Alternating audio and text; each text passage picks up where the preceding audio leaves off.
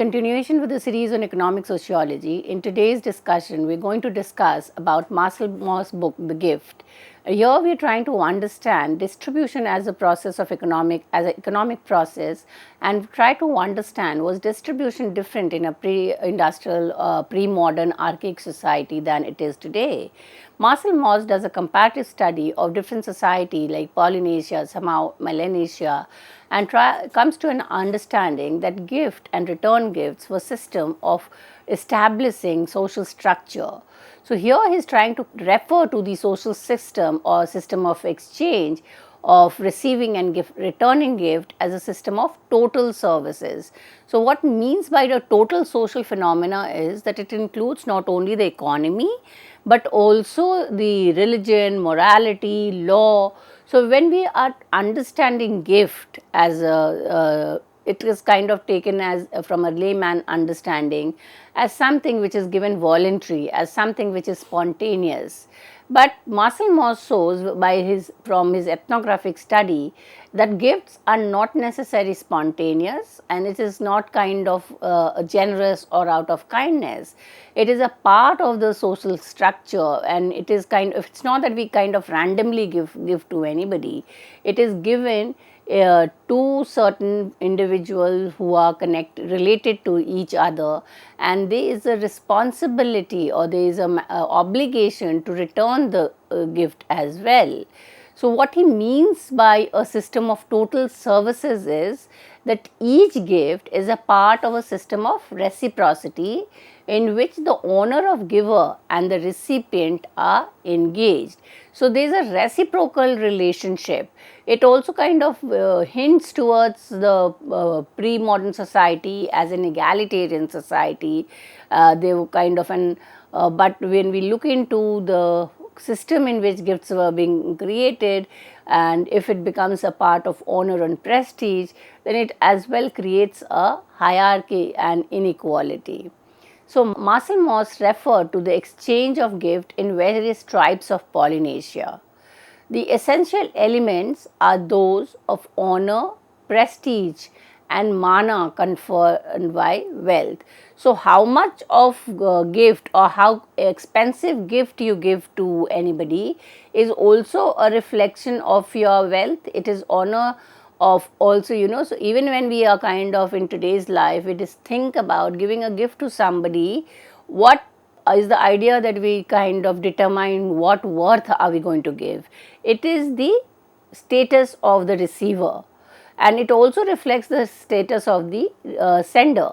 So gifts are reciprocal in the sense that when you receive an expensive gift, you would reciprocate by giving a same quality or a same kind of a gift. So gift should be reciprocated if one does not want to lose the honor and prestige, the authority and source of wealth. So that is the hidden economic value of gift. Now here in the chapter 1 of the book, he is talking about the Maori culture, and he is doing a detailed discussion on the spirit of the thing given. In Maori culture, gift given isn't just a matter of generosity, it is a sacred act. So it becomes religious. You are not just giving it because you feel you have too much and you are giving it to others, you are doing it because it's a part of your religious life. So objects like Taonga objects are of more than just possession. They are infused with mana, that is honor and prestige, linking the giver, the receiver and the land in a web of obligation. To accept such a gift without returning one is not only a breach of etiquette, it is spiritual violation, one that can bring actual harm. And that is the idea why people are kind of obliged to return, because there is an inherent fear that if you don't do the act, then you will face the consequence of it. So it's the violation of the spirit, or you are kind of making your spirits angry or annoyed, and therefore there is a hidden obligation that holds you to return the gift. The gifts holds power, and that power must be respected and reciprocated. Now, not only the act of giving is sacred, even the gift is sacred in the society. Why? Because this gift is powerful, and you could, many a time we kind of accept whatever gift is given because we feel that in itself, that act of not receiving will be responsible for conflict. So it's powerful, and we have to respect that and reciprocate this. Hertz, a friend and collaborator of Marcel Mauss, had come across an important text while doing the study that both of them had earlier overlooked. When they read this text, it comes out that it had certain key to understanding the spiritual logic behind gift exchange. In the text, a Maori elder named Tamati Ranapiri, speaking to the ethnographer Elston Best, explained the concept of how, a spiritual force or essence. And this is taken from the text. How is not the wind? Not at all. Imagine you give something a valuable, a tonga. I then give it to someone else. Later, something comes back to me in return. But it is not right for me to keep it because it is the how of your gift that has returned to me. I must give it back to you. So, this text is very powerful. It is reflecting a how, that is spelled HAU, is the spiritual essence of the original giver. Now, the essence cannot be it's so powerful that you cannot retain it. As a result, you have to give it to the second person, and the second person again gives it to the third, and it's there. In that sense, it kind of circulates in the society. Even if the object is passed on, the spirit of the first giver remains attached. That means a return gift is not just polite, it is spiritually required. If someone fails to return it, they are violating such a sacred balance. So, now earlier Marcel Mauss was explaining that gift was part of the normative culture. Here with a reference to the Maori society, Marcel Mauss is explaining how gift is integral to the system of religion, and when he is explaining the how as spiritual essence. Now, this passage that is being referred in the text deserves attention. It reflects the vague and sacred way the Maori approach law and religion, often called the house of secrets. Still, parts of it are quite clear.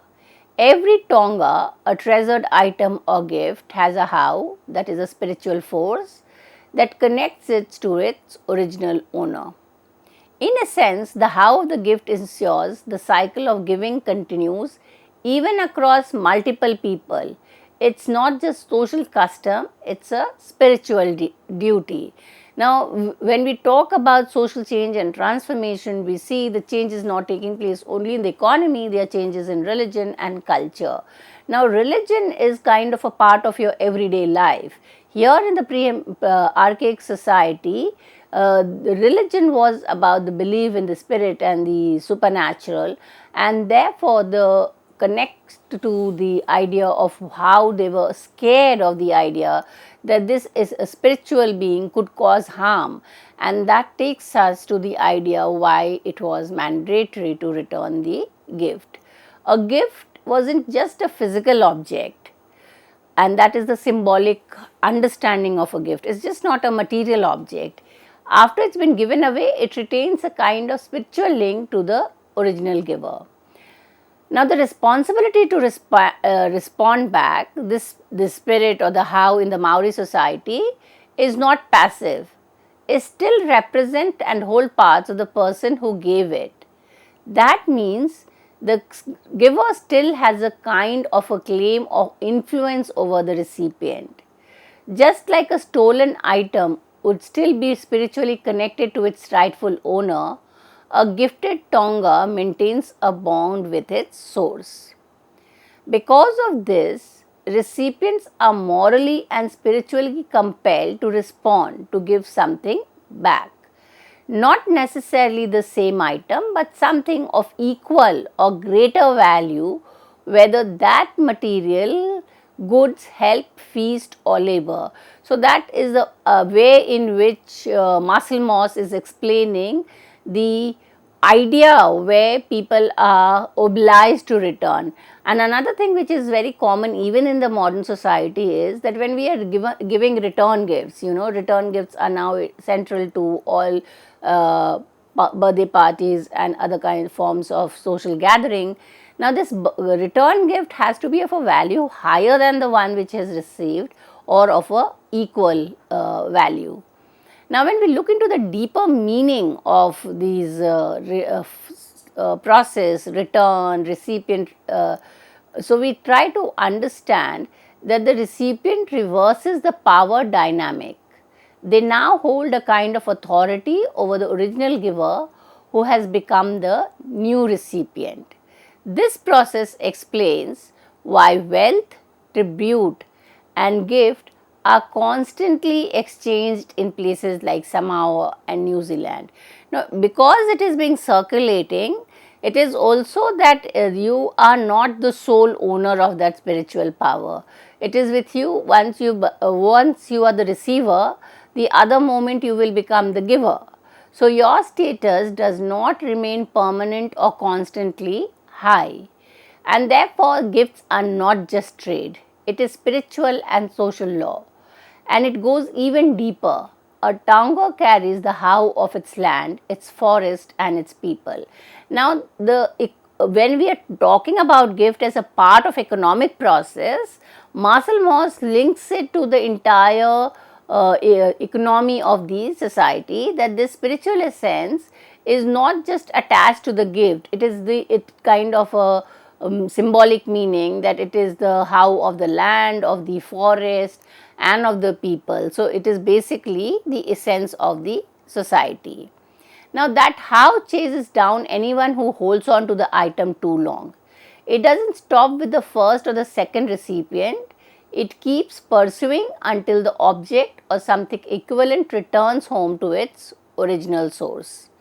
It is as if the how is a living being in itself, a spiritual force that ensures gifts keep circulating and relationships stay alive. This is important when we look at it from an anthropological study, that when we are circulating the gift, what are we basically doing? We are in contact with the people with whom we are sharing, else our relationship will come to an end. So, this insight that a gift carries the essence of the giver helps explain two big social patterns in Polynesia and beyond. And what are these big social patterns according to Marcel Mauss? First, it reveals the true nature of the bond created through giving. In Maori culture and many other, when you give someone a possession, you are not just transferring an object, you are creating a relationship. So, I have said this repeatedly, that the gift exchange is generally among your kin, known people, and it is also how close is your relationship, the value of the gift depends on that. So, basically it is not only monetary value which we take into care, the mere act of giving is creating that relationship, creating a bond between the giver and the receiver. So, that is one big problem, social pattern, and the object is not just a thing, it is part of the person who gives it. So, to give something is literally to give a piece of yourself. The second social pattern is that this exchange helps us understand the deeper meaning of gift exchange or the system of potlatch or total prestation. Now, where do we feel the need to reciprocate? When you receive a gift, you are not just gaining wealth, you are accepting a piece of someone's spiritual being. Holding on to that without reciprocating is not just rude, it is dangerous. The object is alive in a way, it is infused with the giver's mana, their power and essence, and it wants to return home. or at least be balanced by something of equal value. This holds true whether the gift is food, property, women or children, in marriage or adoption, or ritual and ceremony. Each of these carries not only economic weight but also moral, magical, and spiritual force. So, basically, the idea that Marcel Mauss wants to send across is that a gift creates a bond. A thing is never just a thing, it's alive with obligations, identity, and power. So, the obligation to give and obligation to receive. To fully understand the system of total prestation and the potlatch, Marcel Mauss examined three key obligations. And it's just not about repaying a gift, there are other two duties that are as important as the repaying gift. So, the first obligation is to give, the second obligation is to receive, and the third obligation is to repay. Together, the three obligation forms the foundation of social contract between Polynesian clan and similar society. So, two clan wants to establish a social relationship, they will go through these three obligation. First, the obligation to give, the second to receive, and third, the obligation to repay. Now, when we look into the obligation to receive, is most of the time overlooked. It turns out that this duty is just as strong as the other. In many societies, clan, household, association, or even individual guests are required to accept, give hospitality or participation in exchange. Refusing a gift isn't always seen as a modest or polite. It can actually be insulting or even socially dangerous. For example, some groups are bound to receive offerings, enter into an alliance, or accept food. The Dayaks of Borneo is an example, even have custom where a person is obliged to eat any meal they witness being prepared. So, these are part of the pre-modern archaic society where the kind of sharing food is also kind of, if someone offers you a meal, you would reciprocate by inviting the person and offer meal. But here Marcel Mauss is kind of talking more about spiritual reciprocity. So, in all the cases that we see, even if it's about sharing food or exchanging gift or forming alliances, there is a web of rights and duty that revolves around consuming, repaying, giving and receiving. This system is built on spiritual reciprocity.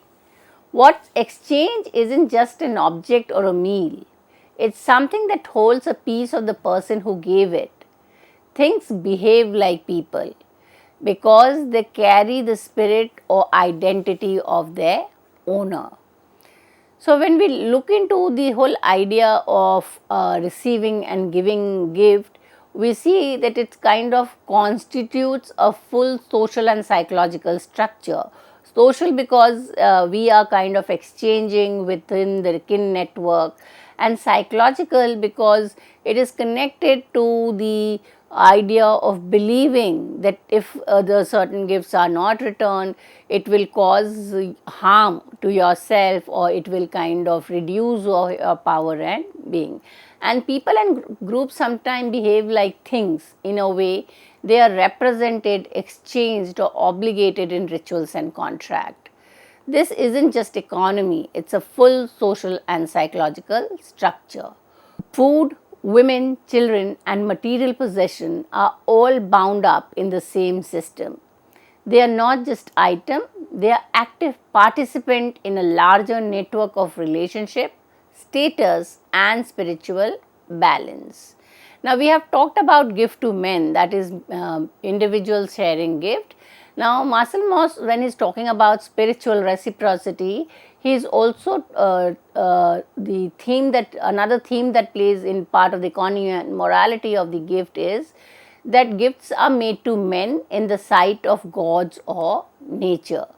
In the societies of northeast Siberia and amongst the Eskimo of West Alaska and the Asiatic coast of the Bering Strait, the potlatch concerns not only men who rival each other in generosity and the object they transmit or destroy, and the spirit of the dead which take part in transaction and whose name the member bear, it concerns nature as well. Men say that gift exchange brings abundance of wealth.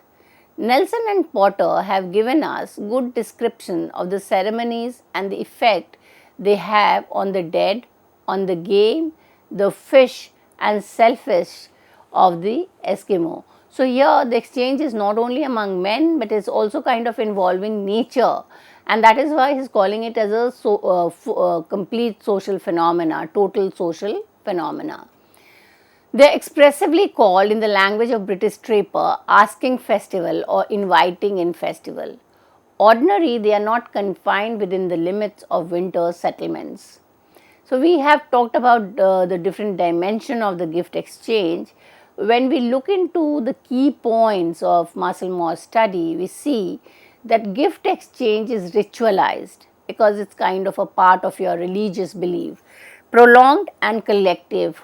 It's not just individual giving and receiving, it is the group, the moieties or the families exchanging gift, and there is a certain kind of a set pattern. Much of the gift exchange takes place during long winter celebration where every household is participating. Gifts are voluntary in form but obligatory in nature. Everyone knows the rules, even if no one says them outright. There is a spiritual logic here. Sacrifice thrown to the sea or wind are not wasteful. So, when he is talking about nature and he is talking about spirituality and God, Marcel Mauss also kind of makes reference to sacrifice. So, they are offerings that carry the essence of the community, gratitude to nature or the spirit of the animals, with the hope that those gifts will return in the next season. So, sacrifice is basically defined as a form of gift to the nature, and that would be returned by kind of a good harvest or abundance of fauna and flora. So, what is Marcel Mauss' main thesis? We have discussed about different religious reciprocity, spiritual essence.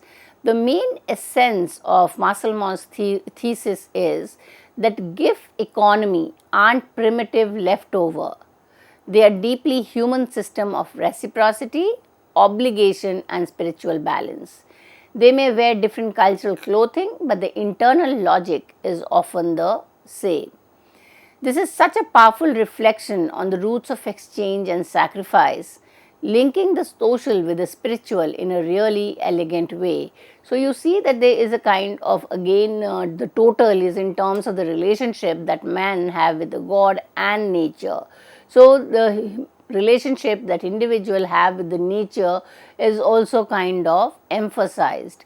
Marcel Mauss suggests that the idea of giving and reciprocity didn't start solely between humans. It may have originated in an attempt to relate to God's spirit and the dead. He argues that this system evolved naturally. Before commerce or barter between people became widespread, humans like first negotiated with the invisible world, offering food, goods or animal to deities and ancestors.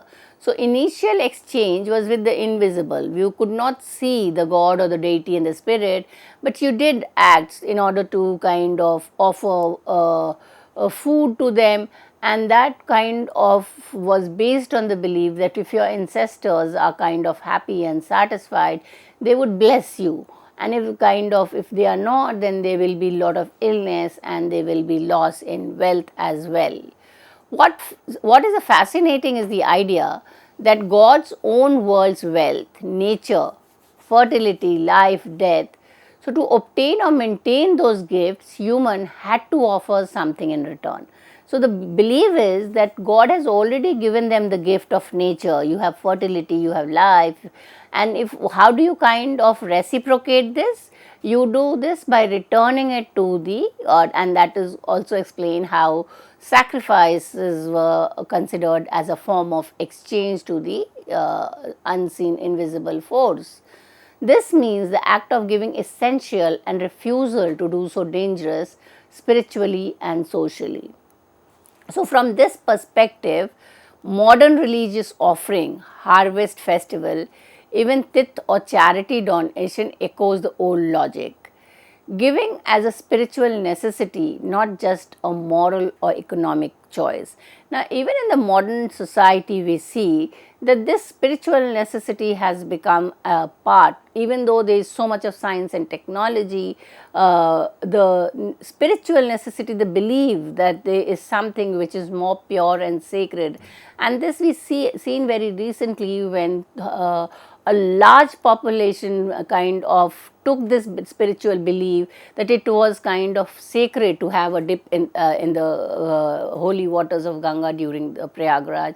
You could see that reflection, that it's not only in a pre-archaic and a modern society, it's reflected in today, that you have been kind of part of a system where there is a relationship between men, God and nature, and you are obliged to return. So, it's not just, it was not kind of only economic, that either the poor people were going or the rich were going. It was cutting across the economic class, and the spiritual essence was kind of very strong. Marxed figure, woven shamans or ritual leaders embody spirits during ceremonies. And over the years, even in modern society, we see the growth of the spiritual gurus. We see how much of us have faith in them. So, even in these religious gathering or satsang, we see a huge crowd. And what is that based on? That's kind of based on the belief that the spiritual guru would guide or kind of give you a correct path for everyday life. So, giving something to them implies not only giving to a person, so but also entering into a contract with the spirit or a divine being. These transactions aren't just symbolic, they are real exchanges. Gifts or sacrifices are given, and blessings, protections, or prosperity are expected in return. So, next he talks about sacrificial destruction. The most intense and paradoxical aspect of gift giving in the potlatch system was the sacrificial destruction as an act of exchange. It might seem irrational, burning wealth, killing slaves, destroying homes, but Marcel Mauss emphasizes that these aren't just display of vanity or ego. They are ritual acts, deeply spiritual, tied into reciprocity, prestige, and divine communication. Destruction is not waste, it's a gift to the god or spirit, often channeled through human proxies, chief or ritual performer who bear the spirit names and power. The destruction has exchange value. It's not the end of wealth, it's a form of investment.